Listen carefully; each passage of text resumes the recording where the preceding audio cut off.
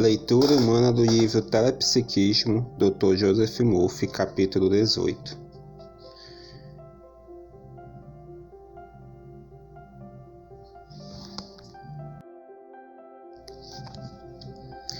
Telepsiquismo e nossa ligação com o conhecimento infinito. Nosso pensamento é nossa ligação com o infinito, e o pensamento governa o mundo. Como disse Ralph Waldo Emerson, o pensamento é propriedade apenas daqueles que são capazes de retê-lo. Os pensamentos são coisas palpáveis, atraímos o que sentimos, somos o que imaginamos. Emerson também disse, o homem é o que ele pensa o dia inteiro. O espírito é Deus, e a qualidade do espírito é pensar. É por isso que os que estudam as leis mentais e espirituais estão sempre afirmando: quando meus pensamentos são os pensamentos de Deus, o poder de Deus está com os meus pensamentos. Aprenda a respeitar seus pensamentos. Lembre-se de que a felicidade, o sucesso, a paz e o amor dependem do modo como pensamos habitualmente. Os pensamentos sempre se tornam realidade. Nosso pensamento é uma vibração mental e um poder definido. E nossas ações, expressões e experiências são uma consequência desse modo de pensar. Se você só pensar em paz, harmonia, amor e boa vontade, seus atos externos refletirão essas qualidades. Pessoal, reforçando que o Dr. Murphy escreveu mais de 30 livros sobre o poder do subconsciente. Além disso, ele era PhD, ele tinha o último nível de estudo, que é o pós-doutorado. Então, assim, você tem que entender que algumas afirmações que ele faz têm respaldo não só teórico, mas respaldo científico. Então, quando ele fala, os pensamentos sempre se tornam realidade. Cara, você tem que entender isso como lei. Se a partir de hoje você se imaginar em determinada situação, cedo ou tarde isso vai acontecer. Outra afirmação, se você só pensar em paz, harmonia, amor e boa vontade, seus atos externos refletirão essas qualidades. Quando pensamos em alguma coisa, estamos colocando em ação o poder de nossa mente. Tudo que consideramos como verdade acaba por se tornar verdadeiro. São os nossos pensamentos e sentimentos que criam nosso destino. Sentimento, na linguagem bíblica, é um interesse profundo por alguma coisa. O que lemos em Provérbios 23:7. Porque, como imagina em seu coração, assim ele. Significa que se você tiver um profundo interesse pela música, pela ciência, pela arte ou por sua profissão, sua vida será um sucesso. Pela simples razão de que está colocando o coração naquilo que faz. Você está pensando em profundidade ou sentindo a realidade do seu pensamento ou imagem mental, o que equivale a pensar no coração. Um jovem disse, estou tão preocupado porque não consigo trabalhar nem dormir. Recentemente, o jovem me procurou dizendo, antes de me tornar tão preocupado e tenso, eu podia trabalhar o dia inteiro e me sentia muito bem. Hoje, estou tão nervoso que às vezes tenho que encostar o carro à beira da estrada para descansar. Esse rapaz que tinha 28 anos explicou-me que era vendedor. Tinha consultado o médico que lhe receitara tranquilizantes, mas não conseguia descobrir nenhum mal no organismo. Quando o efeito desses tranquilizantes passava, sentia-se fraco, nervoso e irritadiço. Perguntei a respeito de sua vida sentimental. Contou-me que tinha uma noiva muito bonita e atraente, mas sabia que costumava sair com outro rapaz quando ele estava fora da cidade. Essa era a causa de suas preocupações. Tinha medo de perder a garota. e todos os sintomas de sua doença eram consequência dessa preocupação. Expliquei-lhe que as pesquisas médicas demonstraram claramente que a tensão e as preocupações provocam um estado de completa exaustão e debilidade no organismo. Por minha recomendação, ele enfrentou de frente o problema da noiva. Os dois tiveram uma conversa franca e resolveram o assunto. A verdade é que a moça se sentia solitária quando o noivo estava fora e convidava o primo para ir ao cinema com ela. O rapaz logo se sentiu melhor e sua aparência melhorou consideravelmente. Alguns meses depois, os dois se casaram, foram unidos pelo amor divino.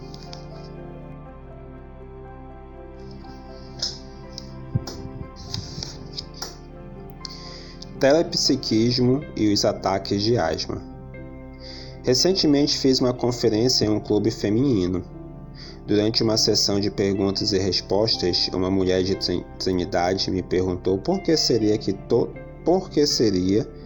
toda vez que ela passava por um templo de qualquer religião, católica, protestante ou judaica, sofria imediatamente um ataque de asma.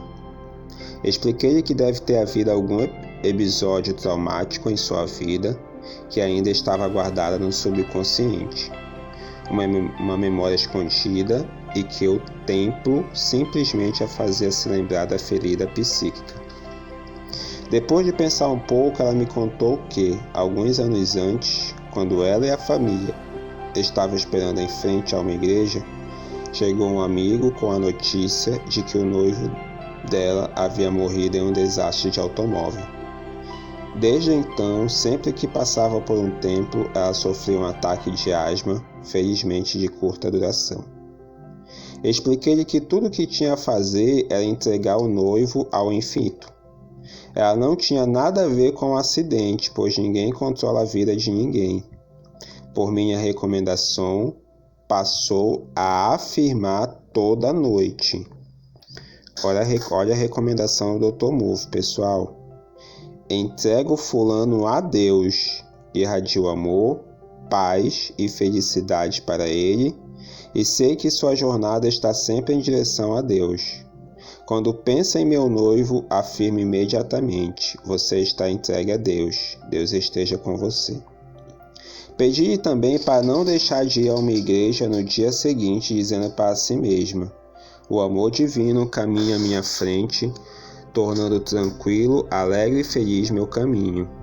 Vou à igreja rezar pelo amor divino. Ela atendeu às minhas recomendações e no dia seguinte pôde entrar e sair da igreja sem nenhum sintoma de asma. Estava curada. Como disse Emerson, faça o que tem medo de fazer e perderá o medo. Foi exatamente o que ela fez e com isso provou que o amor sempre vence o medo.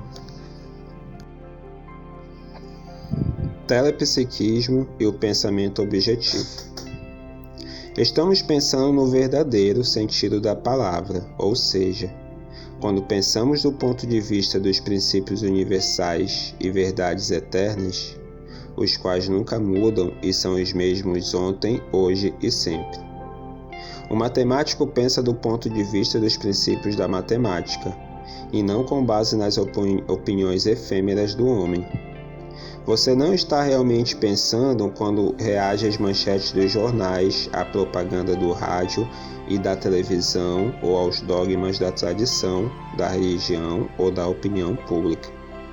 Se existe algum medo, preocupação ou ansiedade em seus pensamentos, é porque você não está realmente pensando.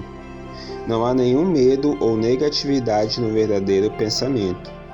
O medo aparece quando atribuímos as causas a objetos externos, o que é um grande erro. O mundo exterior é um efeito e não uma causa. A causa é o nosso pensamento e os nossos pensamentos, e tudo que nos cerca pode ser alterado pelo pensamento. Sempre que você quiser examinar criticamente algum pensamento, ideia ou sugestão, procure pensar do ponto de vista das verdades imutáveis e decida então o que é verdade do ponto de vista dos princípios espirituais. Por exemplo, Existe um princípio de harmonia, mas não de discórdia. Existe um princípio de verdade, mas não de mentira. Existe um princípio de vida, mas não de morte. Existe um princípio de amor, mas não de ódio. Existe um princípio de alegria, mas não de tristeza. Existe um princípio de riqueza, mas não de problema. Existe um princípio de saúde, mas não de doença, ou de beleza, mas não existe um princípio de feiura. Existe um princípio de honestidade, mas não de desonestidade. Existe um princípio de luz, mas não de escuridão. Se houvesse um princípio de doença, ninguém poderia ser curado. A doença é anormal, a saúde é normal.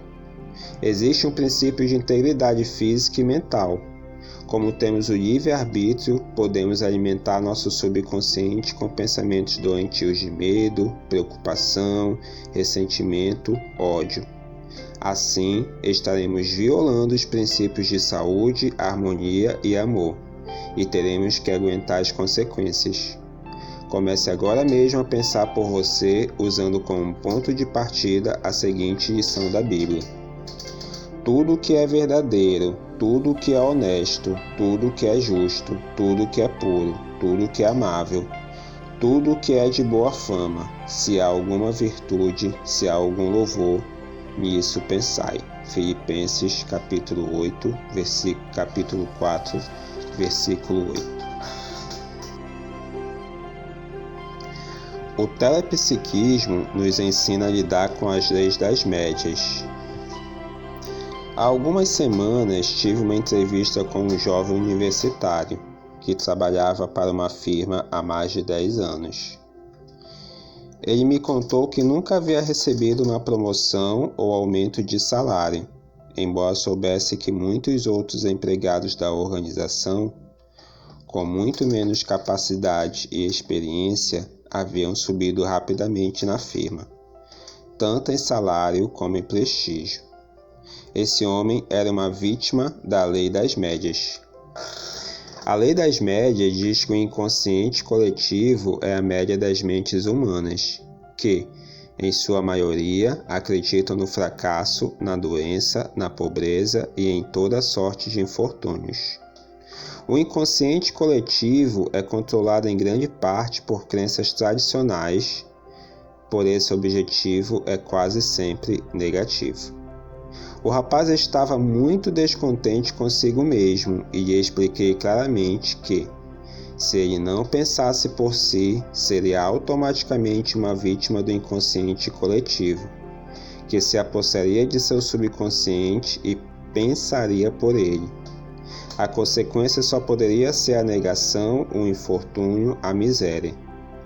Por minha sugestão, começou a ativar o consciente por meio de pensamentos espirituais, pois esse é o caminho certo para consertar o que existe de errado no subconsciente. Bem cedo, começou a perceber a imensa diferença existente entre o pensamento espiritual e o pensamento da lei das médias, inspirado pelo inconsciente coletivo. E passou a repetir várias vezes por dia as seguintes verdades, procurando se convencer delas. A promoção está a meu alcance, o sucesso está a meu alcance, a integridade está a meu alcance, a riqueza está a meu alcance. Dia e noite estou avançando, crescendo e prosperando, mental, material, social e financeiramente. Sei que somos o que pensamos. Sei e acredito que essas verdades que estou afirmando estão sendo plantadas em meu subconsciente e que, como sementes, irão adquirir raízes cada vez mais sólidas. Alimenta essas sementes frequentemente com fé e esperança e agradeço pela prece atendida. O rapaz conseguiu disciplinar seus pensamentos e sempre que se sentia ameaçado por pensamentos de medo, dúvida ou inferioridade, repetia essa oração com toda a convicção. Depois de certo tempo, os pensamentos negativos deixaram de atingi-lo e hoje, 3 meses depois, é vice-presidente executivo da companhia. E ele sabe que foi ele mesmo que se promoveu, saturando sua mente com as verdades eternas. Ele achava que devia estar na cadeia. Um homem de uns 60 anos veio me procurar uma noite. Contou-me que estava cheio de culpa e remorso e que não conseguia dormir à noite. 2 semanas antes dessa visita, ele havia me telefonado e eu lhe recomendava um médico amigo meu que, além de ser um profissional muito competente e também se interessar pelos problemas do espírito humano, descobriu que sua pressão estava bastante elevada e que ele se achava à beira de um colapso nervoso.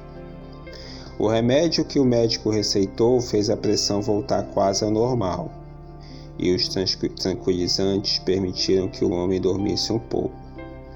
No entanto, ele me disse: também preciso de um remédio para a alma, eu devia estar na cadeia pelo que fiz. Esse homem havia assistido a uma conferência que pronunciei a respeito de Shakespeare, à luz das leis mentais e espirituais. Lembrei-me de que a doença de Lady Macbeth, por exemplo, era causada exclusivamente pelo profundo sentimento de culpa em relação ao assassinato de Duncan. Quando Macbeth perguntou ao médico qual a natureza da doença da mulher, foi-lhe respondido: não é bem doença, my lord, mas a fantasia de sua mente, que não a deixa repousar. Ao que Macbeth objetou: não podes receitar para uma mente perturbada, arrancar da memória uma dor enraizada, apagar o sofrimento escrito no cérebro e com algum doce antídoto de esquecimento limpar o seio daquela coisa perigosa que pesa no coração? E o médico respondeu: nesses casos, só o paciente pode curar a si mesmo. Macbeth. 5. Shakespeare era um estudioso da Bíblia e sabia o significado profundo de todas as alegorias, parábolas e simbolismo das Escrituras Sagradas. Não ignorava que era o remorso que estava levando Lady Macbeth à loucura, e que o médico estava lidando com uma doença que nenhuma de suas ervas poderia curar. Expliquei ao homem que uma boa confissão de sua parte seria como lancetar um tumor, deixando sair todo o pus e apressando a cura. Então ele me revelou uma série de crimes, de forma clara e objetiva, removendo assim nas palavras de Shakespeare aquela coisa perigosa que pesa no coração. O remorso estivera correndo-lhe as entranhas. Fiz-lhe uma pergunta simples: o senhor tornaria a fazer tudo isso? Claro que não, respondeu. Agora minha vida é outra. Estou casado e minhas 2 filhas estão estudando medicina. Chamei a atenção para o fato de que física, mental, emocional e espiritualmente ele não era o mesmo homem que havia cometido todos aqueles crimes e que, portanto, devia parar de condenar a si próprio.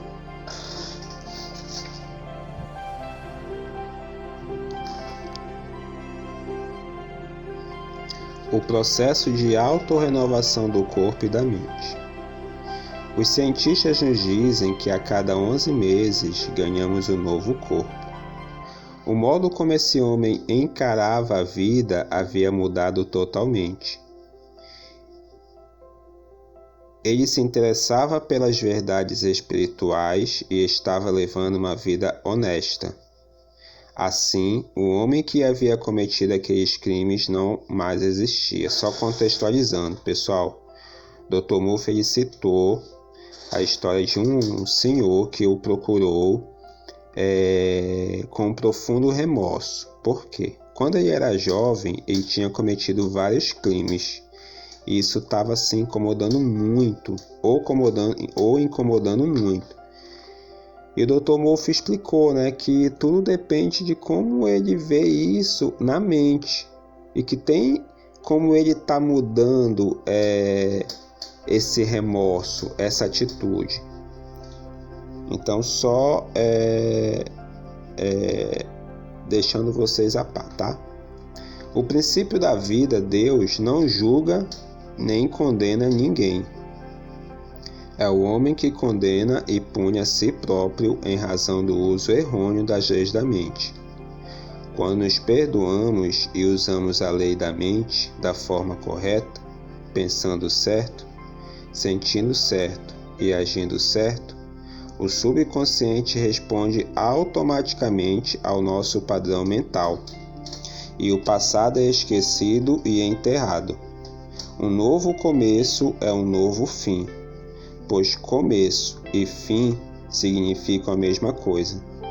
Comece uma nova vida com fé, confiança, amor e boa vontade, e o fim será glorioso. Citando novamente Shakespeare, não é amor o amor que muda ao sabor do momento. Deus é amor, portanto, não pode fazer nada que seja cruel. Achar que você ainda não foi perdoado pela vida infinita é uma superstição e um sério erro. A doença desse homem era o sentimento de culpa e a autocondenação. A doença desse homem era o sentimento de culpa e a autocondenação. O auto-perdão foi a cura.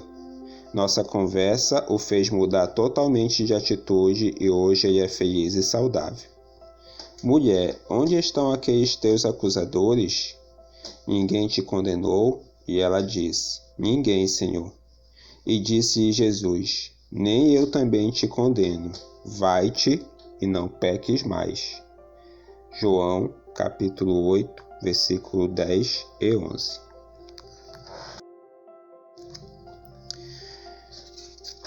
Não se esqueça. Nosso pensamento é nossa ligação com o infinito. O pensamento governa o mundo. Os pensamentos são coisas palpáveis. Atraímos o que sentimos. Somos o que imaginamos. Emerson disse, o homem é o que ele pensa o dia inteiro. Nosso pensamento é criador.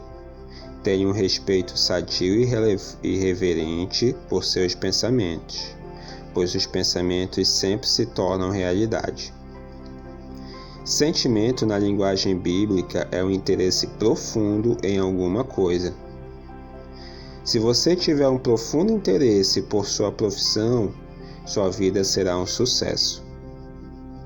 A preocupação e a ansiedade debilitam todo o organismo e provocam lassidão, exaustão e depressão.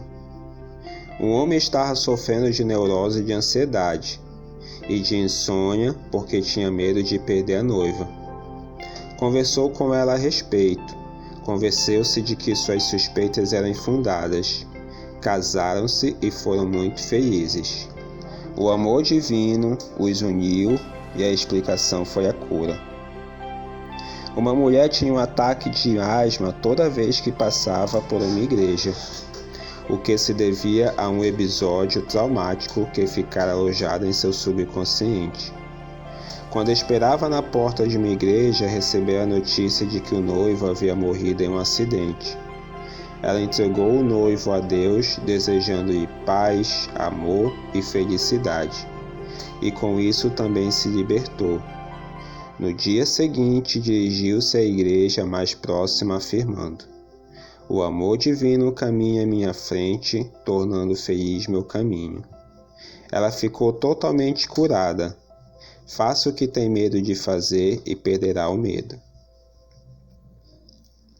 Pensar de verdade é pensar do ponto de vista dos princípios universais e das verdades eternas, que nunca mudam. São os mesmos ontem, hoje e sempre. Não estamos realmente pensando quando há algum medo, preocupação ou ansiedade em nossos pensamentos. Quando nossos pensamentos são positivos, o poder de Deus está conosco. Um pensador científico nunca empresta poder ao mundo fenomenológico. Ele se mantém fiel à presença de Deus, que é supremo e onipotente. Existe um princípio de harmonia, mas não de discórdia. Existe um princípio de amor, mas não de ódio. Existe um princípio de alegria, mas não de tristeza. Existe um princípio de verdade, mas não de falsidade. Existe um princípio de saúde, mas não de doença. A lei das médias diz que o inconsciente coletivo é a média das mentes humanas. Essa média é negativa. Muita gente acredita em doenças, tragédias, infortúnios, calamidades e superstições de todos os tipos. Existe algum bem no inconsciente coletivo em função dos pensamentos construtivos de um sem número de pessoas. Na média, entretanto, o inconsciente coletivo é negativo. Se não pensarmos por nós mesmos, o inconsciente coletivo, com todos os seus temores, ódios, ciúmes e superstições mórbidos, pensará por nós. Resista ao inconsciente coletivo e pense por você mesmo em todas as coisas boas, bonitas, nobres e dignas. Um rapaz que não conseguia subir na vida começou a ativar o consciente através de pensamentos espirituais, que rapidamente se infiltraram em seu subconsciente. Logo, ele percebeu a imensa diferença que existe entre o pensamento espiritual e o pensamento inspirado pelo inconsciente coletivo. Passou a afirmar o seguinte: a promoção está a meu alcance. O sucesso está a meu alcance. A integridade está a meu alcance. A riqueza está a meu alcance. Sempre que se sentia ameaçado por pensamentos negativos, o rapaz repetia essa oração com convicção. Disciplinando seus pensamentos, transformou toda a sua vida e se tornou um homem melhor sobre todos os aspectos.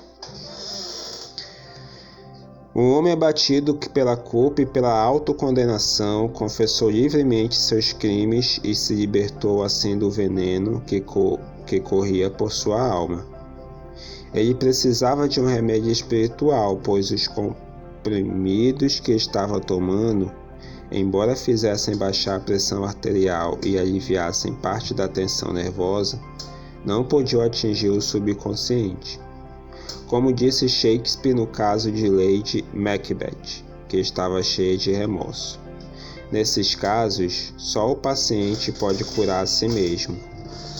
Esse homem estava levando uma vida honesta e construtiva e expliquei que o passado não importava, que não era mais o mesmo homem, nem física nem mentalmente, e que ele devia parar de condenar o homem inocente, isto é, ele mesmo. Deus não condena ninguém, e já que ele está levando uma vida decente, devia esquecer totalmente o passado. Esse homem não seria mais capaz de repetir seus erros. Estava, portanto, realmente transformado. Perdoou a si mesmo e se sentiu um homem livre. Nem eu também te condeno. Vai-te e não peques mais.